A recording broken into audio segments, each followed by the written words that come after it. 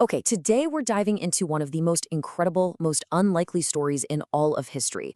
We're talking about how a private trading company managed to take over an entire subcontinent. This is the story of the British East India Company, and how, in just 1 century, it went from being a bunch of merchants to the masters of India. I mean, really, think about that for a second. How does a company, a business that was set up to trade spices and textiles, end up ruling over millions of people and commanding its own massive army? It sounds like something out of a fantasy novel, but it actually happened. And the story, well, it doesn't start with the company. It starts with the empire it was about to replace. To really get how the company pulled this off, you first have to understand the world it was operating in. And that world was defined by one thing: the collapse of a great power. So, for centuries, you had the Mughals. They ruled this vast, pretty unified empire. But you know how it goes. After the death of a really powerful emperor named Aurangzeb in 1707, things started to fall apart. The center just couldn't hold anymore. The whole empire began to fracture, and that created massive instability and, most importantly, a huge power vacuum. All these ambitious local rulers and generals started carving out their own little kingdoms. The stage was basically set for a free-for-all. And when there's a power vacuum, you know somebody is going to try and fill it. A whole bunch of different groups saw a massive opportunity to grab power and influence for themselves. Now, this was not some simple story of Britain versus India. No way. It was more like a complex, multi-sided chess match for a subcontinent. You had the Mughal Emperor, who was still around in Delhi but was super weak. You had all these powerful new Indian kingdoms popping up. You had the Maratha Confederacy, which was a major, major military force. And then you had the outsiders, the European trading companies, especially the French and the British. The key difference between the two European giants really came down to strategy. The French were kind of the pioneers in meddling in local politics to get an advantage. The British, on the other hand, were initially just focused on the bottom line, on profits. But they were watching the French, and they quickly realized that to protect their trade, they were going to have to play the same political game, and they decided to play it better. And you can probably guess, this rivalry didn't just stay in the boardroom for long. It erupted into open conflict. And the south of India, well, that became the main battlefield. So the main stage for this whole showdown was a place called the Carnatic region, right there on India's southeast coast. The British had their base in Madras, and the French were just a little ways down the coast in Pondicherry. This one little stretch of land would become the arena where the fate of India was going to be decided.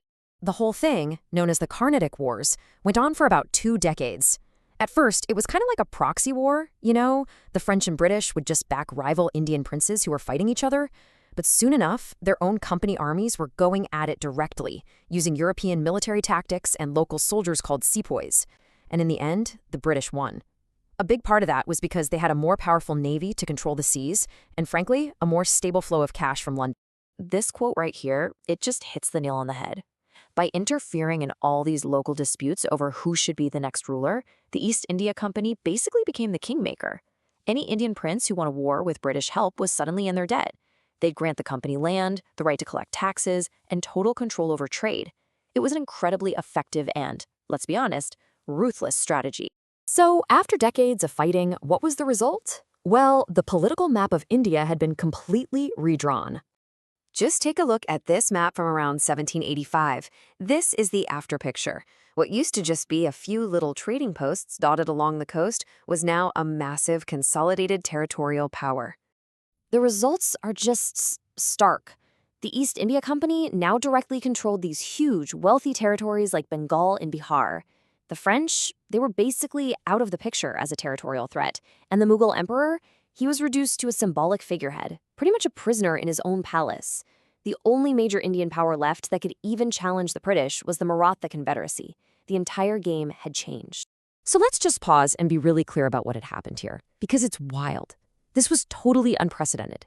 A private company with a headquarters in London, accountable to its shareholders, was now acting like a full-blown state. It was governing millions of people, it was collecting taxes to fund itself, and it was running its own private army, an army that was one of the largest and most advanced in all of Asia. So why does this 1 century matter so much? Because literally everything that came next, the entire British Empire in India, was built on the foundation that was laid during these chaotic and game-changing decades. This timeline just lays it all out nice and simple. It kicks off with the fracturing of an old empire in 1707. The middle of the century is all about that Britain versus France smackdown, where the British prove they're the top military dog. And by 1785, the result is crystal clear. A new corporate power has risen to take the place of the old empires. And here it is, the ultimate takeaway. The company's rise in the 18th century wasn't the end of the story, not even close. It was the prologue. It created the military, political, and economic platform from which the actual British government would eventually build its formal empire, the British Raj, which would rule India for almost 200 more years. And that leaves us with this fascinating final thought. This wasn't just a turning point for India or for Britain, but really for the entire world. It just makes you wonder, what if the French company had won those wars? How different would our world look today?